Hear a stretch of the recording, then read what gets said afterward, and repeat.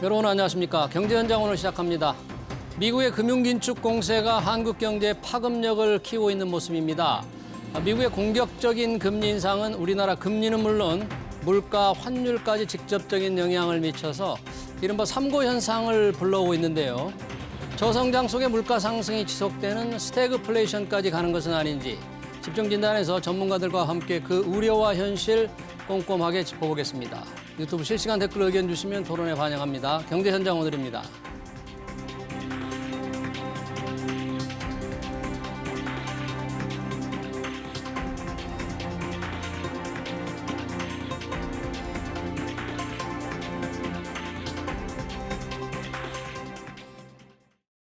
네, 미 금융긴축의 파장 토론하기 위해서 두 분 모셨습니다. 주원 현대경제연구원 경제연구실장, 이정환 한양대 경제금융학부 교수 나오셨습니다. 어서 오세요. 안녕하십니까. 자, 미국의 금융긴축 파장이 심상치 않은데요. 토론에 앞서서 오늘 관심 속에서 발표가 나온 미국계 사모펀드 론스타와 10년간 벌린 국제소송 결과 나왔습니다. 론스타, 우리 정부에 외환은행을 늦게 팔게 압력을 넣어서 6조 원 넘게 손해배상을 하라, 이런 소송을 냈습니다. 결과는 세계은행 국제투자분쟁센터 중재재판부가 6조 원의 4.6%, 2억 1,650만 달러, 우리 돈으로 보니까 2,925억 원, 5억 원, 여기에 이자 1,000억 원까지 도합 한 4천억 원을 내라는 판결을 냈네요. 우리로서는 일부 패소입니다. 이정환 교수님, 론스타와 분쟁 10년이 넘게 치러졌는데 어떻게 보셨습니까? 예, 사실 일부 패소란 것은 안건이 여러 개라는 그런 이야기라고 할 수 있겠고요. 안건이 제가 알기로는 크게 한 3가지 정도 있었습니다. 네. 일단 그 론스타가 외환은행을 HSBC에 팔려고 할 때 이것을 승인을 안 내주면서 지연을 했다라는 이슈가 하나 있었고요. 그 2006년쯤 되고, 근데 이제 코로나19가 죄송합니다. 그 2008년 금융위기가 오면서 외환위기라는 금융시장, 금융기업들의 가치가 떨어지면서 이게 사실 무산이 되죠. 그 다음에 이제 다음에 팔 때 어떻게 보면 하나은행이 인수를 했는데 그때 역시 가격을 좀 낮게 팔아라라는 압력을 넣지 않았느냐. 가격을 낮게 가격을 팔아라. 인수 가격을 좀 낮게 팔아라는 압력이 있지 않았냐라는 또 논쟁이 하나가 있었습니다. 그다음에 세금이라든지 이런 거 여러 건의 측면에 있어서 흔히 말해서 조금 안 좋은 혜택을 론스타에 준 것들이 아니냐라는 이런 3가지가 겹치면서 이런 전체적인 6조 원이라는 론스타가 청구한 금액이 결정이 되게 되었는데요. 근데 이제 그 중에 지금 인용된 거라고 알려진 것은 정확하게 지금 계속 나오고 있는 뉴스들이라 정확한 뉴스는 아닌데 이제 일부 가격을 좀 낮춰지게 하라는 압력을 넣긴 했다라는 정부의 압력, 예, 낮게 팔아서 론스타가 과도하게 이익을 챙기지 못하도록 압력을 넣었다. 이 부분이 지금 받아들여졌어요. 이 부분은 받아들여진 것 같다. 그리고 나머지 두 부분이라고 하겠죠. 그 흔히 말해서 정부가 흔히 말해 론스타가 외환은행을 HSBC에 팔 때 일부러 지원해서 뭔가 피해를 줬다 이것은 인용이 안 되고 세금 역시 인용이 안 된 것으로 보여지는 것 같긴 하다라고 보시면 될 것 같고요. 이렇게 이제 일부 이제 가격을 낮춰 팔아라는 부분만 인용이 됐기 때문에 이 원래 론스타가 청구한 금액의 한 4.6%라고 이야기하죠. 4.6%가 되면서 결정이 됐다. 이슈들이 여러 개가 있으면서 사실은 청구한 사항들이 굉장히 많고 이게 10년이나 지속되면서 오랜 스토리가 왔는데 결국은 그런 가격이나 압력 빼고는 나머지 부분은 승소한 것 같다라고 보시는 게 맞을 것 같습니다. 특히 이제 국제법이란 게 한번 결정이 나면은 되돌리기 어렵기 때문에 아마 이 상태로 그대로 결정이 되지 않을까라고 예측은 하고 있습니다. 예, 말씀하신 대로 6조 원의 배상 중에서 4.6%만큼 우리 돈으로 2,925억 원, 일부 패소. 6조 원에 비하면 굉장히 적지만 역시 국민 세금을 3천억 원, 이자까지 4천억 원가량을 내야 하니까 우리 정부 그냥 받아들이지 않겠다는 거죠. 법무부가 공식 발표가 있었는데 어떻게 대응을 하겠다는 겁니까? 그래서 이제 이 자체가 법무부에서 봤을 때는 이게 정확한 내용들이 다 안 나오고 워낙 이제 이런 판결 조항이란 것들이 세세하기도 하고 또 알려져서 안 될 것들이 있기 때문에 다 이어진다는 보장은 없지만 지금 상황으로 봐서는 법무부가 인식을 했을 때는 이 절차 자체가 조금 지금 흔히 말해서 우리가 가격에 대해서 압력을 넣었다라고 한 전반적인 절차 자체가 이번에 결정한 절차 자체가 아마 잘못된 것이 아니냐. 그렇기 때문에 당연히 정부 차원에서 취소 결정을 내리는 게 취소 결정을 요청하는 게 타당한 것 같다라고 결론을 내려서 그런 취소 절차로 들어간다라고 보시면 될 것 같습니다. 아, 네. 이게 국제 투자 분쟁 이번에는 단심제니까 2심, 3심은 없는데 그 대신 취소를 요청하는 4.6% 배상도 받아들일 수 없다. 취소 신청을 하겠다는 거니까 취소 신청 어떻게 결정되는지 좀 지켜봐야 될 것 같네요. 네, 오늘의 주제로 들어가 보겠습니다. 잭슨홀 미팅 후폭풍 정말 계속되고 있죠. 우리 금리, 환율, 물가 걱정이 되는데 주원 실장님, 우리 경제 지금 상당히 뭐 충격, 스태그플레이션이 오느냐, 뭐 경기 침체가 되느냐 여러 가지 걱정거리가 있는데 지금 상황 제일 걱정되는 부분 어떻게 보십니까? 사실은 이제 경기 침체가 가장 우려가 되는 거죠. 그러니까 물가는 아마 이번 주 금요일 날 이제 7월 소비자 물가 7월인가요? 8월이겠죠. 네, 예. 8월 소비자 물가가 네. 발표가 되는데 네. 저번에 7월 이제 6.3%였는데 그거보다는 많이 좀 떨어질 거라고 지금 많이 예측을 하고 있어요. 아, 7월보다는 떨어질 예, 거다. 예, 예. 그러니까 뭐 나와봐야 알겠지만 뭐 한 5.89, 그러니까 6.3에서 그러면 뭐 우리도 피크아웃을 지나고 있는 거죠. 그래서 인플레이션은 아마 최근에 또 원자재 가격이 많이 좀 떨어지고 있어서 예. 물가 상승률은 점차 좀 낮아지는 방향. 이제 그 이후가 문제인 것 같아요. 지금 우리한테 불어오는 게 이제 뭐 이따가 산업활동 동향을 얘기할 부분이 있겠지만 내수가 안 좋고. 수출 통계도 아마 내일 발표가 될 것 같은데 예. 수출도 아마 한 자릿수 증가율로 많이 떨어질 겁니다. 그러면 우리나라 내수와 수출이 모두 이제 어려워지면서 경기 침체 우려, 그러니까 다가오는 경기 침체라고 할까요? 예. 인플레이션보다는 사실 지금 그게 더 이제 우려가 되는 부분입니다. 그러니까 인플레이션이 최고로 올라갔는데 정점을 좀 지나는 것 같다. 7월 소비자 물가 상승 6.3%보다 조금 낮아질 것 같다. 6% 아래로 떨어질 것으로 전망을 하신다. 개인적으로는 그렇게 예. 보는데 예. 사실 이제 통계는 발표돼 봐야 할 것 같습니다. 네.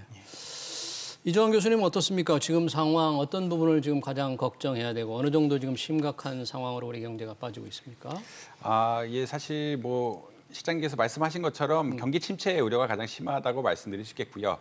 사실은 인플레이션을 잡으려 그러면 수요를 강제로 위축시키는 게 가장 뭐 일반적인 쓰이는 정책이고 수요를 위축시키는 게 결국은 금리를 적극적으로 인상함으로써 소비도 위축시키고 투자도 위축시키는 이런 정책입니다.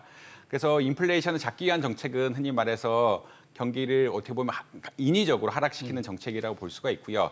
지금 파월 의장이 이번에 굉장히 매파적인 발언을 하면서 긴축 정책을 덮이겠다라고 이야기한 것은 경기 위축이 더 될 것이다라고 예상해도 되는 이야기긴 합니다. 물론 이제 이게 단기적 효과가 있고 중장기적 효과가 있는데 지금 이렇게 적극적으로 금리를 올리는 것은 이제 중장기적으로 우리 금리 더 빨리 떨어뜨리는 이런 노력의 일환이라고 보시면 되긴 하는데 한번 수요를 확 위축시키고 그래서 지속성 인플레이션이라는 것은 특히 계약 관계 등을 인해서 지속성이 굉장히 높은데 지속성이 높은 것을 꺾고 그다음에 이제 인플레이션 하강할 때 금리를 빠르게 낮추면서 경기를 부양하는 이런 전통적인 흔히 말하는 경제에 쓰는 방식을 쓰려고 하는 게 지금 파월 의장의 의견이라고 할 수 있겠고요.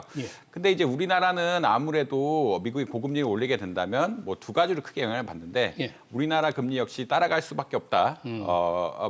없는 게 하나가 있고 두 번째로 따라가더라도 그만큼 못 따라간다. 그러니까 미국의 속도가. 속도가 아무래도 미국의 경제 그러니까 흔히 말해 잠재 성장률이 오히려 미국이 더 좋다라고 이야기 많이 하죠. 미국의 그 기본적으로 전체적인 경제 성장률 자체가 한국보다 좋기 때문에 금리 수준 역시 중립금리가 사실 미국이 조금 더 높을 수밖에 없고요.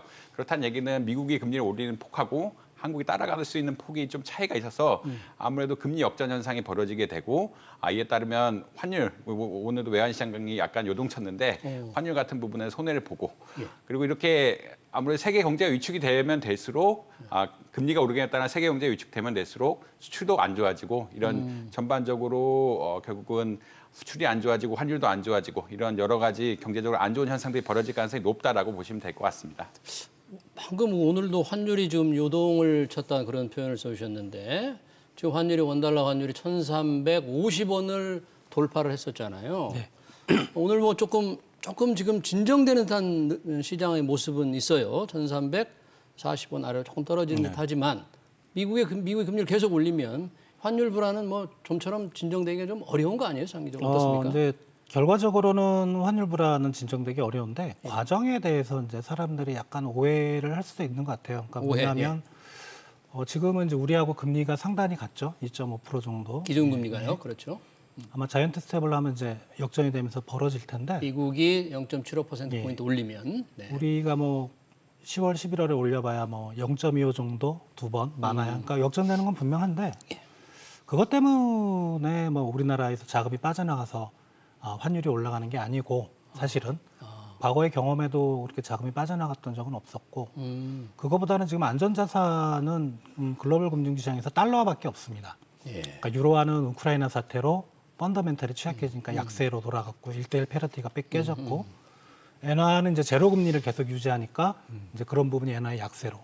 그럼 이제 통화 중에 남는 건 달러밖에 없거든요. 그러니까 어떤 국제 금융 시장에서 달러에 대한 안전자산 선호 이게 이제 우리나라 시장까지 영향을 미치는 거고 그렇다면 이게 단순히 미국과 한국의 어떤 뭐 금리 격차 펀더멘탈 차이 때문에 환율이 올라간다면 많이 올라갈 수 있어요. 근데 그런 게 아니고 전반적인 분위기라면 환율이 더 올라갈 수는 있지만 뭐 일각에서 주장하는 1,400원 1,400원. 그거는 좀 넘어간 거 아닌가 생각이 듭니다. 예, 일부에서는 이제 우리 원달러 환율이 1,400원까지 뛰는 게 아니냐 정말 걱정을 하는데 미국과 우리나라의 금리 차가 현재는 같지만 이제 미국이 다음 달 9월에 0.75% 올리면 역전된다. 그런데 그로 인해서 돈이 빠져나갈 걱정은 안 해도 된다. 외환위기 뭐 이런 걸 걱정하는 분들은 좀 과도한 건가요? 그럴 가능성은 정말 없어요.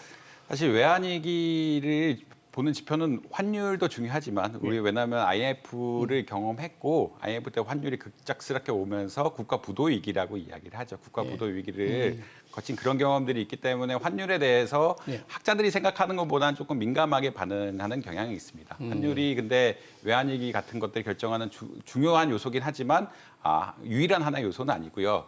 사실 여러 가지 요소들이 있는데 선물 시장이라고 이야기하죠. 선물환과 현물환의 가격 차이라든지 국가 부도 확률이라고 얘기하는 뭐 CDS 프리미엄 이런 시장에서 사실은 요동이 같이 쳐야 국가 신인도의 위기가 오고 이런 국가 신인도의 위기가 오면서 더 흔히 말하는 원화의 가치가 더 떨어지게 되고 신인도의 위기가 더 오게 되고 이에 따라서 뭐 구제금을 받아야 되는 이런 상황이 오게 되는데 아직까지는 이런 선물 시장이라든지 흔히 말하는 CDS 시장에서 그런 요소들은 잘 발견되지 않고요.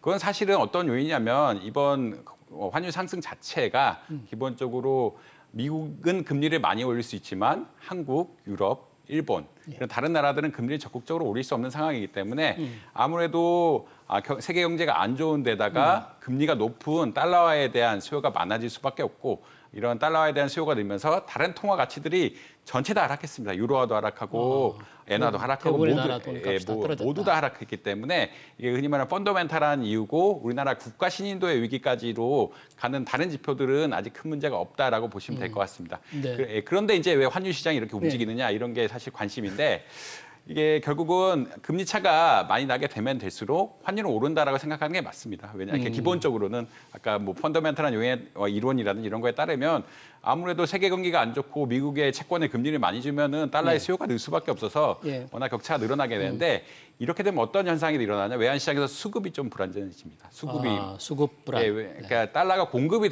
돼야 누군가 사서 환율이 안정적으로 결정이 되는데 환율이 오를 거라고 생각하면 누가 이 시점에 달러를 팔겠습니까? 특히 이제 파월 의장의 의견이라든 이런 게 여러 가지 나올 때가 되면은 달러 공급을 안 하고 있다가 그때 보고한다든지 환율이 더 오를 거라면 더 오른 상태에서 파는 이런 전략들을 당연히 쓸 수밖에 없고 그것들이 기업이나 금융기관의 이윤 극대화의 당연한 원칙이기 때문에 외환시장 수급에 문제가 생기면서 지난주에 환율이 막 20원씩 올라가면서 이게 요동을 쳤는데 그때도 수급이 안 좋았다라고 이야기를 하거든요. 이런 단기적인 수급 요인에 따라서 환율이 급변동하고 이런 급변동한 것들이 잘못 치게 된다 그러면 잘못 가게 된다 그러면 뭐 1,400원도 아예 못 갈 상황은 아니다라고 보실 수는 있을 것 같습니다. 그래요.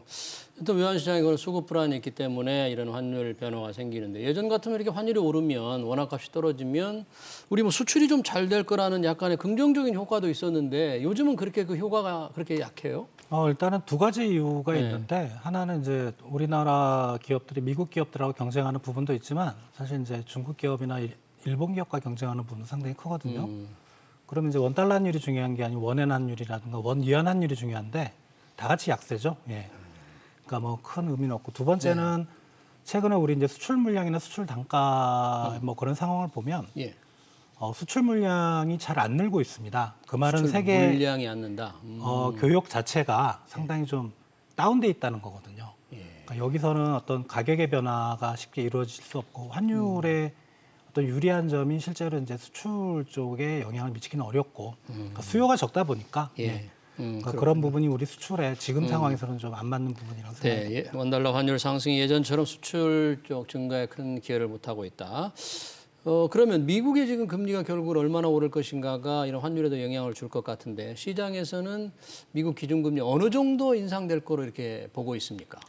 일단 다음 달은 그러니까 뭐 지난달만 해도 다음 달에 이제 빅 스텝을 할 거다라는 얘기도 조금 있었는데 그런 논의는 사실 사라지고 9월 달에는 자이언트 스텝을 할 것 같다라는 의견이 집에 0.75%를 0.75% 올릴 거라고 생각을 하고 그렇게 지난달에 빅 스텝을 하신다라고 예측하던 분들은 그 다음 두 번에 이제 결국은 그 연준의 결정이 더 남았는데 그때도 한 0.25%를 올릴 거라고 그래서 한 올해 총 한 1%를 올리지 않을까라고 생각을 했는데 그러한 기대는 사실 이번에 잭슨 홀 회의가 나오면서 약간은 무너진 것 같다. 0.75% 올리고 뭐 빅 스텝 뭐 베이비 스텝을 가든 우리가 예측했던 1% 오르는 것보다는 더 많이 올리지 않을까. 일단은 뭐 자이언트 스텝, 베이비 스텝은 최소한의 경로고 그거보다 자이언트 스텝 말고 그 이후에도 빅 스텝을 갈 가능성도 충분히 존재한다라고 아마 시장에서는 기대를 하고 있는 것 같습니다. 그래서 예상보다 이번 잭슨 홀 발언이 나오면서 금리 인상 폭이 빠르게 될 것이고 이에 따라서 인플레이션도 빨리 잡고 그다음에 흔히 말하는 탈출 전략을 써서 경제를 부양시키는 방향으로 가지 않을까라고는 예측하고 있는 상황이라고 보시면 될 것 같습니다. 네. 그러면 미국이 그렇게 금리를 올리면 물론 미국의 금리 인상 속도가 빠르지만 우리도 지속적으로 기준금리를 올릴 수밖에 없는 지금 상황이죠? 예. 뭐 자이언트 스텝을 올리면 우리도 따라가야죠. 근데 자이언트 스텝 폭이 0.75를 따라갈 수는 없고 뭐 아마 그런 발언이 있기 전에는 우리가 이제 10월하고 11월 두 번 금통위가 남아 있는데 뭐 좀 약간 낙관적인 시각에서는 뭐 0.25 한번 동결 한번 이렇게 얘기를 했다가 0.25% 한번 올리고 뭐 다음 동결했다. 동결 그런 전망도 그런데 지금 있었는데 0.75가 나오니까 뭐 두 번 다 올리는 거는 기정사실화 된 것 같고요. 우리나라도 아무튼 뭐 속도는 미국을 따라갈 수 없지만 우리도 이제 당분간은 기준금리 계속 올려야 되는 그런 상황으로 보입니다. 예. 물가가 좀 정점을 지난 것으로 지금 우리 지금 말씀을 하셨는데 이종환 교수님, 우리 미국도 상황은 어떻습니까? 물가 상승이 좀 정점을 지났다 이렇게 좀 볼 수 있는 상황 아닌가요? 사실은 외부 요인에 대해서는 이제 유가가 가장 중요한데 유가 혹은 곡물 가격들이 중요한데 외부 요인들은 한 6월 달에 피크를 찍지 않았느냐라고 많이들 예상을 하고 있고요. 사실 기름값 자체가 여러분들 최근 주유소 가보시면 알겠지만 2,000 뭐 훨씬 넘다가 이제 조금 1,700원대로 많이 안정돼가는 추세이긴 하거든요. 그 유가 자체가 6월에 피크를 찍고 그다음에 내려오기 시작하고요. 그다음에 우크라이나 등이 수출을 재개하면서 밀가루 같은 것도 수출을 재개하면서 뭐 10월에 물가, 그러니까 선물이 보통 곡물이란 것은 뭐 당일날 거래해서 당일날 왔다 갔다 하는 건 아니고 대단위로 거래할 때는 미리 뭐 3개월 전에 사놔가지고 뭐 10월 인도분에 대한 계약을 한다든지 이런 계약들을 많이 하게 되는데 뭐 흔히 말하는 선물 계약인데 이런 가격 자체가 7월달 되면서 조금 7월달부터 계속 떨어지는 양상이긴 합니다. 그래서 외부 요인 자체는 이미 6월달부터 6월달이 피크였고 좀 떨어지는 양상들이 눈에 띄는 상황이고요. 근데 이제 물가에 실제 반영되는 거는 한 3, 4개월이 지나야 이제 반영이 되기 시작하니까 왜냐하면 이제 밀가루 받더라도 지난 것들에 대해서 높은 가격을 주고 산 것들이 반영이 되기 시작하니까 물론 이제 지난달 물가 지수가 지난달보다는 좀 낮게 나오긴 했지만 전반적으로 이제 조금 그 물가 지수 자체가 이제 피크를 찍은 것이 아니냐라는 의견들은 많이 나오고 있는 상황이다라고 보시면 될 것 같고 이것은 외부 요인들과 흔히 말하는 생산 과정 이런 전반적인 프로세스를 보자 그러면 외부 요인이 6월 달에 피크를 찍었고 한 생산 과정이 한 3개월 걸리니까 뭐 이제 하반기부터는 물가가 조금 물가 상승률이 좀 억제되는 양상을 보이지 않을까라고 예측하고 있는 상황입니다. 좀 정점을 찍고 좀 내려오면 좋은데 정점을 찍었는데 그 높은 데서 계속 머물러 있을지 않을까 이런 이제 걱정도 많고요. 그런 상황에서 경기가 좀 둔화되면 얼마나 이게 심각한 상황이냐. 마침 7월 우리나라의 산업 활동 동향이 좀 나왔죠. 이 생산이라든지 소비라든지 투자 동향 어떻게 나왔습니까? 7월 달. 일단 생산이 전산업 생산이 0.1% 감소했고요. 예. 그리고 소비도 소매 판매가 0.3% 감소. 그리고 뭐 설비 투자가 3.2% 감소. 이렇게 트리플 감소라고 부분이 그러죠. 다. 예. 그러니까 뭐 상당히 좀 안 좋은 방향으로 나왔죠. 특히 이제 소매 판매는 지금 저는 개인적으로 이번 달에 살짝 플러스가 나오지 않을까 하면 계속 지금 마이너스가 나왔었거든요, 사실. 소비가요. 예. 그래서 반등의 효과, 뭐 여름철 효과도 있어서 소비가 플러스가 나오지 않을까 그랬는데 뭐 수개월 연속 지금 마이너스가 나오고 있어서 예. 소비분이 상당히 좀 우려가 되는 부분이고 생산 쪽은 보면 전산업 생산이 0.1% 감소인데 예. 서비스업은 0.3% 정도 올랐습니다. 서비스 쪽은 예, 광공업이 1.3% 감소했고 이 광공업은 사실 이제 수출 제조업이라고 보시면 될 것 같은데 그러니까 수출 경기가 나빠지고 있는 어떤 선제적인 신호. 서비스업 같은 경우는 다만 이제 여기 서비스에는 우리가 소매 판매는 재화에 대한 소비고요. 아까 말씀드렸던 이 서비스업은 우리 서비스에 대한 소비가 지표에 반영이 돼서 서비스업은 좋았는데 예. 그게 대부분 이제 관광 산업입니다. 음식, 숙박, 뭐 그다음에 문수 이런 쪽이라 나머지 뭐 부동산이나 금융보험 이런 쪽은 상당히 안 좋거든요. 그래서 그 서비스업 좋은 것도 그게 일시적일 수도 있겠다. 뭐 여름철을 맞아서 이제 좀 그런 우려가 있습니다. 예. 투자 동향도 지금 트리플 감소, 생산, 소비, 투자 모두 줄어든다. 투자 동향도 굉장히 지금 안 좋은 걸로 지금 나온 거죠. 어느 정도 안 좋아요, 투자는?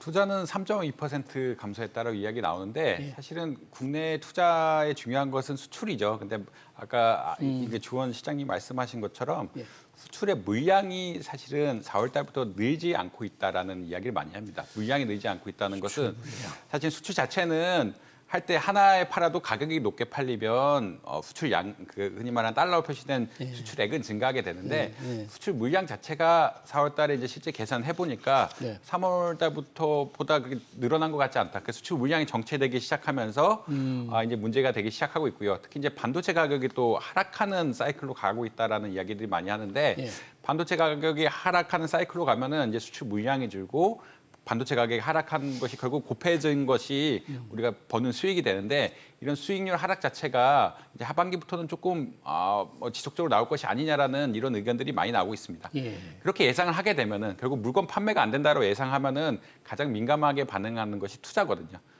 투자를 줄인다 이거죠. 예, 투자를 줄일 수밖에 없는 상황입니다. 왜냐하면 돈을 대출하는 것도 어려워지고 금리가 올라가기 때문에 그다음에 단기적으로 수출 같은 외부적 요인에서 수요가 늘어야 이것을 물건을 만들어서 팔 인센티브도 있고 이에 따라서 적극적으로 투자를 늘릴 그런 경제적 상황이 되는데 외부 환경, 우리나라는 수출 의존도가 큰 국가들인데 지금 중국이라든지 유럽의 환경들이 안 좋고 미국도 경기를 어떻게 보면 인위적으로 약화시키려는 이런 구조로 가고 있기 때문에 수출 전망이 안 좋다 보니까 결국 기업이 좀 투자를 위축할 수밖에 없고요. 결국 금리가 낮아질 때까지 투자를 미루고 있다가 이제 수출 환경이라든지 외부 환경이 좋아지면은 이런 것을 아마 적극적으로 할 가능성이 있고 근데 이제 하반기에 낮을 것이냐에 대해서는 부정적이다. 왜냐하면 이제 퀀티티, 그러니까 흔히 말하는 수량이 중요한데 물량이 중요한데 물건 가격이 올라서 뭐 수출 지표가 나쁘지 않게 나오고 있지만 이제 이 물량이 그 가격 역시 인플레이션 압력이 좀 줄어들면서 하락하는 그런 추세가 있을 수 있고 특히 반도체 가격이란 게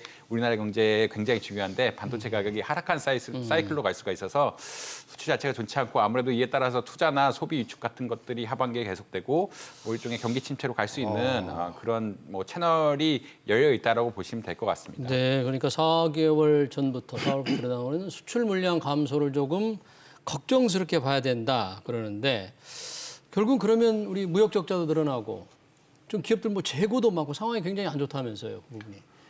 수출 경기는 안 좋아지는 건 분명하거든요. 그러니까 뭐 물량이 안 늘어나는데 아마 이제 하반기나 뭐 내년 초쯤 언제쯤에는 수출 단가, 그러니까 물량이 안 늘어났는데 우리가 수출이 증가했다는 거는 수출 단가가 받쳐줬다는 거죠. 단가가요? 근데 이게 이제 기저효과가 작용합니다. 1년 전 가격과. 근데 이게 이제 사실 원자재 가격 올라가면서 수출 단가에 전이된 측면이 있고 그렇다면 올해 하반기나 내년 초 언제쯤에는 물량은 안 늘어나는데 수출 단가가 낮아지고 마이너스가 되는 경우가 있어요. 수출 단가 떨어져서. 그럼 수출 전체는 단가 곱하기 물량이니까 마이너스가 나와요. 마이너스가 나와서. 그러니까 이게 최근까지 한 뭐 코로나에 의해 수출이 좋았던 게 단가 요인에 의해서만 좋았기 때문에 이게 상당히 좀 우려가 되는 부분. 그러니까 수출 금액 자체가 만약에 마이너스가 나오면 이거는 시각적인 효과가 상당히 크거든요. 예, 그 내부적으로는 뭐 단가 때문이라고 설명을 하지만 그런 부분에서 수출 경기가 확연히 좀 내려갈 수가 있고 예. 또 하나 우려되는 거는 특히 이제 우리나라에서 중국 쪽으로 가는 수출이 많이 좀 타격을 받고 있습니다. 다른 나라보다. 이게 일부에서는 이제 중국이 올 봄에 이제 도시 봉쇄를 하면서 코로나 때문에 소비를 줄였기 뭐, 때문 예, 아니냐. 공급망이 좀 네. 문제가 있었고 뭐 내수도 줄었고 그래서 수출이 안 됐다고 하지만 예. 이게 그게 끝나고도 계속되고 있거든요. 그러면 봉쇄를 풀었는데도 중국 예. 수출이 줄고 있다. 그러면 이거는 단순한 그런 어떤 도시 봉쇄의 문제가 아니고 우리나라 제품의 경쟁력에 뭔가 문제가 있는 거 아닌가? 중국 시장에서. 중국 시장에서. 예, 근데 아직 근데 데이터가 좀 덜 축적이 돼서 나중에 확인을 해봐야 되겠지만 이제 그런 우려도 지금 일부에서 제기가 되고 그래요. 있습니다. 왜냐하면 그 상당히 주목해야 되는 게 지난번에 대통령 유럽 갔을 때 중국 의존도 계속 떨어질 거다 이렇게 생각했는데 그 넓은 중국 시장에서 우리의 수출 경쟁력이 좋지 않아서 시장을 놓친다면 그건 상당히 심각한 거 아닙니까? 그렇죠. 그러니까 우리 수출의 가장 비중이 높은 게 네. 중국 시장이거든요. 예. 그러니까 미국하고 유럽 쪽을 합한 게 중국 시장 비중하고 비슷합니다. 예. 그러니까 상당히 높기 때문에 중국 시장에서의 수출이 안 된다? 그러면 이제 전체 수출이 안 되고 예. 잘 모르시는 분들이 있겠지만 우리 반도체 수출의 절반 이상이 사실은 중국으로 가고 있습니다. 그러니까 반도체 수출도 안 좋아지는 거고 그러니까 이런 부분이 좀 우려가 됩니다. 예. 그러면 지금 수출 부진으로 인한 경기 둔화의 흐름 어떻게 좀 흐름을 바꿀 수 있는 또는 바뀔 전망 그런 게 좀 보입니까? 아니면은 조금 어둡습니까? 사실 뭐 이렇게 부정적인 이야기를 하게 해서 좀 그렇긴 하지만 일단은 조금 단기간에 어려운 상황이다라고 보시면 맞을 것 같고요. 사실 뭐 중국의 수출이 안 되는 게 이제 시장님 말씀하신 것처럼 어떻게 보자면 중국에 대해서 한국의 산업 경쟁력이 좀 코로나19에 좀 불확실해졌다라는 측면도 있고 그다음에 중국의 수출이 잘 되려 그러면 중국이 또 해외 수출이 잘 돼야 되는데 그러니까 우리나라가 흔히 말하는 중간재 공급국이기 때문에 중국 입장에서는 중국의 수출이 늘어나야 한국의 수출도 덩달아 늘어나게 되는데 그러니까 중국의 수출이 늘어날 환경들. 근데 이제 중국과 미국의 무역 분쟁은 아니지만 전반적으로 무역 분쟁을 넘어서 이제 G2 간의 갈등이라고 이야기하는데 그런 분쟁이 심각해지고요. 유럽에도 지금 경기 상황이 안 좋고 이렇기 때문에 중국 자체 수출이 늘어날 가능성이 좀 별로 없죠. 중국에. 낮다. 그러니까 중국이 외국에 수출을 많이 해야 우리나라도 거기에 수출을 많이 해서 수익이 많이 내는데 그럴 지금 채널 자체가 좀 약해지고 있는 상황이라 그래서 이제 미국이 금리를 계속 올리고 있고 뭐 그 이후에 여러 가지 요인 때문에 글로벌 경제 전체에 대한 어떤 경기 하강의 우려가 있고 이에 따라서 수출 전체에 우려가 있고 예. 한국의 직접적인 수출에 대한 우려 그리고 한국이 중국을 통한 뭐 수출을 통해서 얻는 그런 간접적인 채널에 대한 우려들이 동시에 다발적으로 있는 상황이라 예. 이제 인플레이션이 빨리 끝나고 통화 정책이 사실 어떻게 보면은 다시 완화적인 정책으로 갈 때까지는 쉽사리 뭔가 예측하기는 어렵다. 근데 이제 지금까지는 이제 내년 하반기쯤 되면은 좀 긍정적인 시나리오가 나오지 않을까라고 생각을 하는데 뭐 좀 더 지켜봐야 되는 그런 상황이긴 할 것이다라고 말씀드릴 수 있겠습니다. 네, 두 분이 말씀대로 걱정을 해서 그런지 정부도 수출 종합대책, 수출 경쟁력 강화 전략을 오늘 발표했는데 주원 실장님 혹시 뭐 좀 의미 있는 대책이 좀 포함이 됐습니까? 어떻습니까? 그게 이제 제목이 수출 경쟁력 강화 대책이거든요. 예. 그러니까 이게 수출 대책이 아니고 사실은 산업 대책입니다. 산업 대책이다. 우리 경쟁력이 단기적인 이슈도 아니고 그러니까 중장기적인 어떤 경쟁력을 부활하겠다 뭐 이런 거거든요. 그래서 내용은 뭐 반도체를 포함해서 주력 산업의 뭐 R&D 지원 뭐 이런 거 그리고 금융 물류 규제 완화 예. 뭐 이런 것들이 있고요. 뭐 중소기업 해외 진출 지원 사실 이런 것들은 우리가 그동안 해왔던 거고요. 예. 뭐 그 지원하는 규모라든가 이런 거 늘렸다는 것뿐이고 예. 아무튼 의미 있는 거는 정부가 우리나라 수출 산업들의 경쟁력에 뭔가 문제가 있다고 보니까 예. 이런 대책을 내놓은 거죠. 예. 문제가 있다. 단기적인 뭐 최근에 무역 적자라든가 뭐 대중국 수출이 안 좋다 이런 것보다도 예. 이제 앞으로 우리나라의 어떤 수출 산업이 성장의 핵심으로 자리 잡을 수 있도록 정부가 노력하겠다. 그러니까 수출 정책이라보다는 산업 정책이다 이렇게 보시면 될 것 같습니다. 네. 미국의 금융 긴축 공세의 파장과 우리 경제 상황 토론 여기서 마치겠습니다. 지금까지 주원 현대경제연구원 경제연구실장, 이정환 한양대 경제금융학부 교수였습니다. 두 분 고맙습니다. 감사합니다. 네.